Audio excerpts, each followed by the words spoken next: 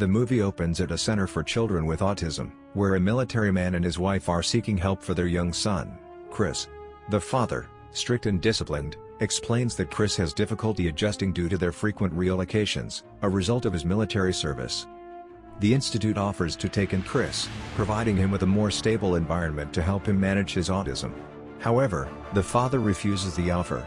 He believes that Chris should face the challenges of the real world head-on, rather than being sheltered from them. His philosophy is simple: life is tough, and Chris must learn to adapt, no matter how difficult it may be. In the waiting room, young Chris sits quietly on the floor, working on a puzzle.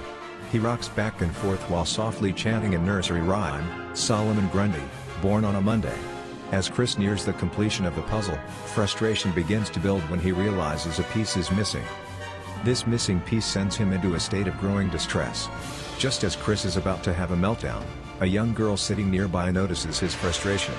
She quietly reaches out and hands Chris the missing puzzle piece. Instantly, Chris is soothed. This small interaction showcases the delicate nature of his mind, where order and patterns are deeply important.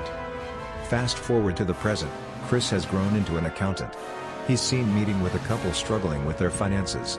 In his quiet, methodical way, he guides them through tax strategies, showing them how to save the most money. Grateful, the husband even invites Chris to their property to practice shooting. Meanwhile, Ray King, the director of the United States Treasury, summons data analyst Mary Beth Medina to his office. He praises her work, but questions why she hasn't aimed higher in her career. Despite her attempts to explain, King uncovers a darker truth: her sealed arrest records from her youth. With this revelation, King forces her into a difficult position: either help him with a special project, or lose her job. The project? Unmasking a mysterious accountant who works with dangerous criminals, keeping their financial dealings in order and occasionally taking lives himself. King gives Medina an ultimatum: find this man's identity by the end of the month, or face the consequences. The movie continues with Chris returning to his quiet, solitary life at home. He prepares a simple dinner and follows a strict routine before bed. As part of his nightly ritual, he turns on strobe lights, blasts heavy metal music, and uses a wooden rod to painfully massage his shins. His mind drifts back to a painful memory, the moment his mother left their family one Christmas when he was just a boy. After taking his medication, he drifts off to sleep. Later, Chris heads to the previous client's property for a shooting session. His precision with firearms leaves the client speechless, as he effortlessly hits every target. From there, Chris drives to his storage unit, which is far more than just a place for extra belongings. Hidden inside is a fully equipped trailer filled with high-end collectibles, valuable artwork, and stacks of money in various currencies. The collection is as vast as his stash of weapons. After resting briefly, another flashback hits, this time, to his days in prison. There, his cellmate taught him essential social skills and introduced him to the world of laundering money for criminals. Chris is abruptly awakened by a phone call. On the other end is a British woman, his unseen business associate, advising him to take on more typical clients to avoid raising suspicions. Though hesitant, he agrees. The next day, Chris meets a new set of clients, the heads of a robotics prosthetics company. They explain that their in-house accountant, Dana, has uncovered missing funds, and they need his help to solve the mystery. Chris takes the job without hesitation, assuring them he'll start investigating the next morning. Meanwhile, Medina sifts through various images, zeroing in on one that offers a glimpse of the accountant's face. With a quick crop, she forwards it to the facial recognition department for analysis, hoping to finally put a name to this elusive figure. Elsewhere, Brax, known for dealing with shady businessmen, makes his entrance in Switzerland. He ambushes a man in a parking garage, slipping into the car before the man can drive away. Holding a gun to his head, Brax forces him to promise that he'll stop cheating other companies. His job done, he leaves. Back at the robotics company, Chris heads to the conference room, his designated workspace, and finds a woman asleep at the table. Awkwardly, he wakes her up. She quickly apologizes and introduces herself as Dana, the one who discovered the missing funds. Dana assumes they'll be working closely, but Chris immediately shuts down that idea, making it clear he prefers to work alone. During a press conference, Medina receives a call from Homeland Security about her face recognition request. They've not only matched the image, but also found an audio clip from one of the accountant's previous hits. In the recording, a man begs for his life, just before Chris finishes him off. The unsettling audio is sent to Medina. Later, during lunch, Dana tries to spark conversation with Chris. Though he attempts to respond, it's obvious that socializing isn't his strong suit. Chris returns to the conference room and dives deep into his work, covering not just the whiteboard, but even the windows with mathematical equations. The room becomes a maze of numbers, until finally, something clicks. He has a breakthrough. Meanwhile at home, Medina plays the chilling audio on repeat. Though he attempts to respond, it's obvious that socializing isn't his strong suit. Chris returns to the conference room and dives deep into his work, covering not just the whiteboard, but even the windows with mathematical equations. The room becomes a maze of numbers, until finally, something clicks. He has a breakthrough. Meanwhile at home, Medina plays the chilling audio on repeat. Using advanced tools, she isolates the accountant's voice, and makes a startling discovery. The man is quietly chanting a nursery rhyme to himself during the hit. This detail brings her one step closer to understanding him. Excited by his findings, Chris pulls Dana into the room and shows her his progress. He's discovered that someone has been rerouting funds to a fake company. But before they can dig deeper, one of the shareholders bursts in, demanding answers. Chris admits he's not finished yet and needs more time. Across town, Brax pays a midnight visit to another shareholder. He forces the man to get his insulin, then gives him a grim choice: inject himself and make it look like suicide, so his wife can claim the life insurance, or fight back and risk both of them being killed. Terrified, the shareholder chooses the needle, ending his life. The next morning, Chris returns to the conference room, only to find custodians wiping away his equations. Panicked, he tells them to stop. The company owner walks in and informs him that the shareholder he was investigating took his own life, out of guilt. He asks Chris to drop the case. But Chris is visibly upset, frustrated that he couldn't finish his work. That night, back home, Chris has another intense ritual of self-punishment. With heavy metal music blasting and strobe lights flashing, he strikes his shins with a wooden rod, pushing himself to his limits. The next morning, as Chris heads out, a car starts trailing him. Unfazed, he visits his client's property to practice shooting.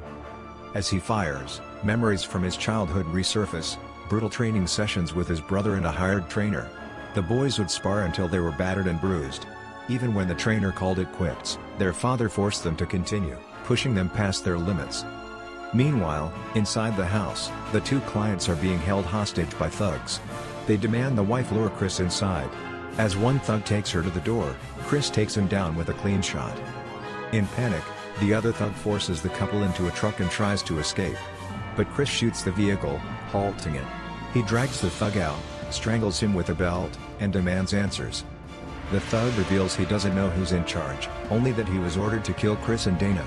With no more information, Chris finishes him off and rushes to Dana's place.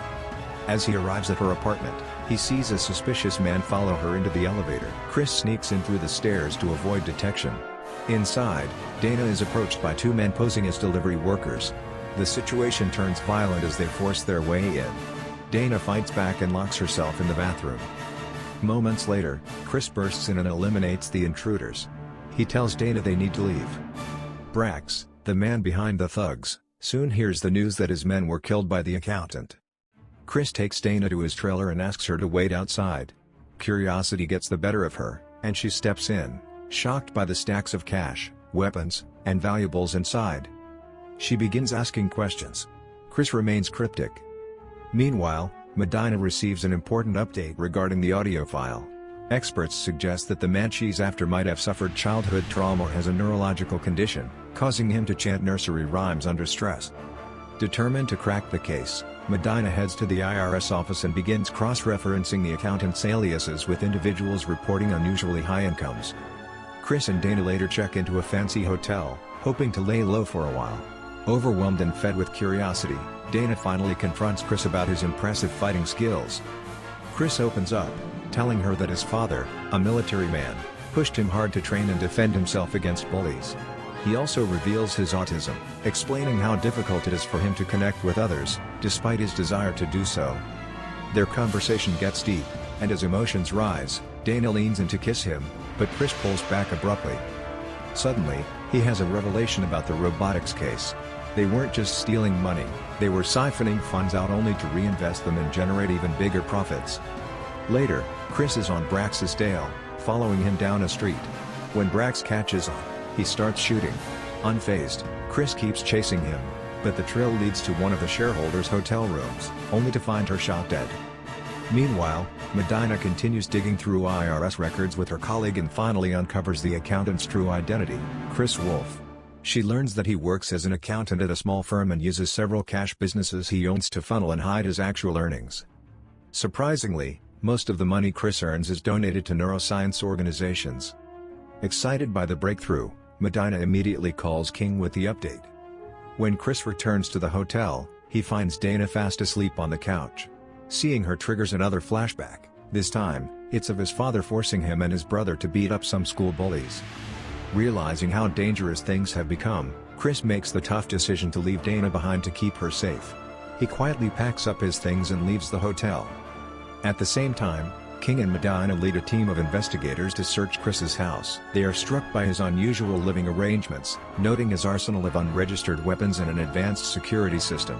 As they wrap up the investigation, Brax gets a new job from the owner of the robotics company. He's tasked with installing security cameras at the house, just in case Chris comes after him. With the rest of the investigators dismissed, King and Medina linger behind. They take a moment to talk. King asks Medina to open up about her past arrest. She confesses that she once tried to kill a drug dealer who was selling drugs to her sister, and she doesn't regret it.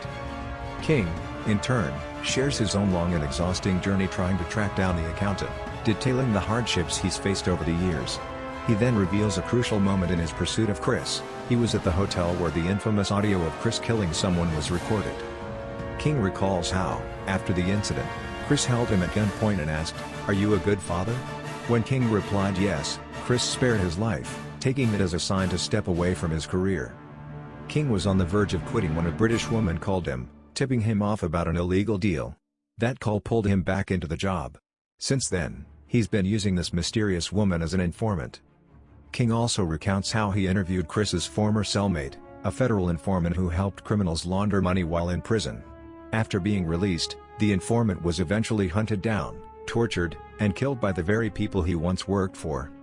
Hearing the news devastated Chris, leading him to snap and escape from prison in a fit of rage. Years later, Chris attended his mother's funeral with his father. But things took a dark turn when they were asked to leave. Chris had a meltdown, and in the chaos, a security officer fired a shot at him. In a heartbreaking moment, Chris's father stepped in the way of the bullet, and was killed. Back in the present, Medina, puzzled by King's revelations, asks why he's sharing all this with her. King explains that he wants her to be the one to take over the phone calls from the British woman after he retires in 7 months. Soon enough, the landline at Chris's house rings, and Medina answers. The British woman is on the other end, giving her a crucial tip about the robotics company. Meanwhile, at the company owner's house, Brax is already on high alert when Chris makes his move onto the property. Brax sends out his men to deal with the threat, but Chris takes them out one by one, sparing only one to interrogate for details about the house's layout. Watching the battle unfold through security cameras, Brax tries to guide his men. But Chris, though injured, manages to take down every single one and make his way inside. As Brax watches, he suddenly realizes that the man he's been trying to stop is none other than his brother. He identifies him by the old nursery rhyme Chris is chanting during the fight. Shocked, Brax orders his remaining men to stand down.